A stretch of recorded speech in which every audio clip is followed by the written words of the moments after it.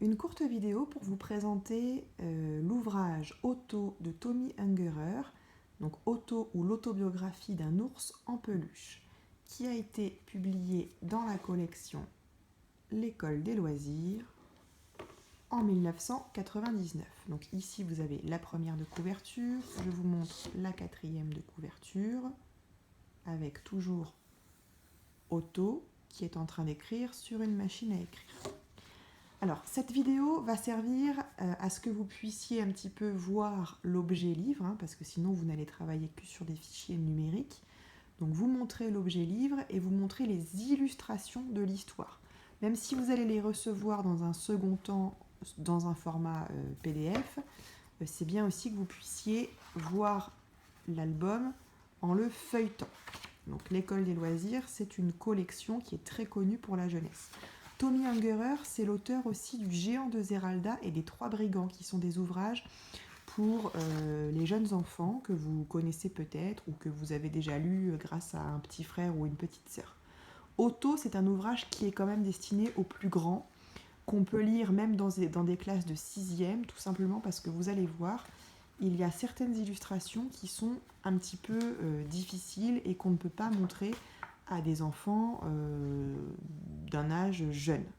Donc essayez de voir avec ces illustrations où est-ce que peut se passer cette histoire, s'il y a des éléments que vous reconnaissez, donc quelle est la période historique. Normalement, avec ce qu'on travaille depuis 3 semaines, ça devrait vous parler quelque peu. Vous voyez, hein, je vous parlais d'illustrations quand même violentes. Ici, vous avez clairement une image de guerre avec des blessés et des morts. Donc, tout ça pour vous dire qu'on ne peut pas mettre ce livre entre les mains d'enfants trop petits. C'est vraiment un album hein, qui est destiné aux préadolescents et aux adolescents.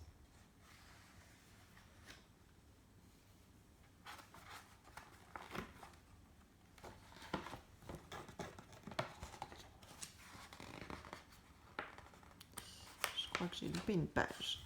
Ah, elle m'embête cette page. Pas facile avec une main. Voilà.